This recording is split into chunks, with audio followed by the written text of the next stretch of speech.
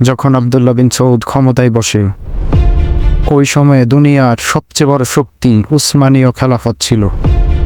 আর বেশিরভাগ উসমানীয় বাদশাহ সুন্নি ছিল, তারা সুন্নিদের রীতিনীতি অনুসরণ করত। আর উসমানীয় খিলাফতের সময় খাবার এমন অবস্থা ছিল যে একজন আরেকজনের পিছনে নামাজ পড়তো না, এমনকি আবার মূল মসজিদে এক ওয়াক্ত নামাজের জন্য 4 জন আলাদা ইমাম দাঁড়াতো। হানাফি, শাফি, মালিকি, হাম্বলি। এসব দেখে আরবের একজন ইমাম ছিল যে কিনা এসবের বিরোধিতা করেছিল, যার নাম মুহাম্মদ বিন আব্দুল ওয়াহাব। কিন্তু যখনই তিনি এইসবের বিরুদ্ধে কথা বলা শুরু করলেন, তখন তার শহরের লোকেরাই তাকে তার শহর থেকে বের করে দেয়। ওই সময় মুহাম্মদ বিন আব্দুল ওয়াহাবের কাছে জ্ঞান তো ছিল, কিন্তু ক্ষমতা ছিল না মানুষের কাছে তার বার্তা পৌঁছে দেওয়ার জন্য। এরপর ক্ষমতার জন্য তিনি সৌদির প্রথম বাদশার সাথে হাত মিলায়। এরপর সৌদি গোষ্ঠী আর ওয়াহাবি গোষ্ঠী মিলে আরবের এলাকা বোঝাজে এক শক্তিশালী হুকুমত বানায়।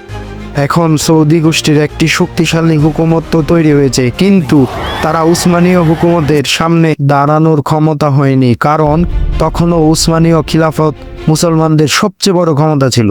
আর এই সবের 200 বছর পর উসমানীয় খিলাফত তার শেষ নিঃশ্বাস নিচ্ছিল বিশ্বযুদ্ধ শুরু হওয়ার কারণে। তখন এই যুদ্ধে আবারও ব্রিটিশ যোদ্ধা এবং উসমানীয় যোদ্ধারা সামনাসামনি হয়। আর ব্রিটিশরা জানতো আমরা ততক্ষণ উসমানীয়দের সাথে পারবো না যতক্ষণ আরবরা তাদের সাথে আছে। আর ব্রিটিশরা তখন ষড়যন্ত্র শুরু করে যাতে আরবরা উসমানীয়দের সাথে ঝগড়া শুরু করে, কিন্তু এটা কোনো সহজ কাজ ছিল না। তখন ব্রিটিশদের আরবের একজন ক্ষমতাবান নেতার প্রয়োজন ছিল যে তাদের উপকারে আসবে। অনেক খোঁজার পর ব্রিটিশরা একজন নেতা খুঁজে পেল। তিনি হলেন মক্কার শরীফ হোসেন।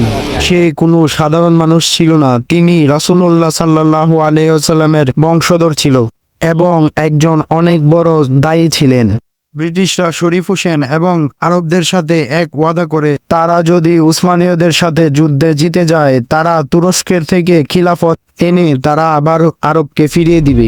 এটা শুনে আরবের লোকেরা অনেক খুশি হয় এবং তারা ব্রিটিশদের সাথে মিলে উসমানীয়দের বিরুদ্ধে যুদ্ধ শুরু করে। তখনই তাদের ক্ষমতা আস্তে আস্তে কমে যেতে থাকে এবং ছোট একটি রাজ্যে পরিণত হয়। যুদ্ধ শেষে যখনই আরবদের খেলাফত বুঝিয়ে দেওয়ার কথা ওঠে, আর তখনই আরবদের না করে দেয় এবং শরীফ হোসেনকে একটি ভয়ানক শর্ত দেয় এবং বলে, আমরা তোমাকে খেলাফত দিয়ে দিব, এর বিনিময়ে ফিলিস্তিনকে ইহুদিদের দিয়ে দিতে হবে।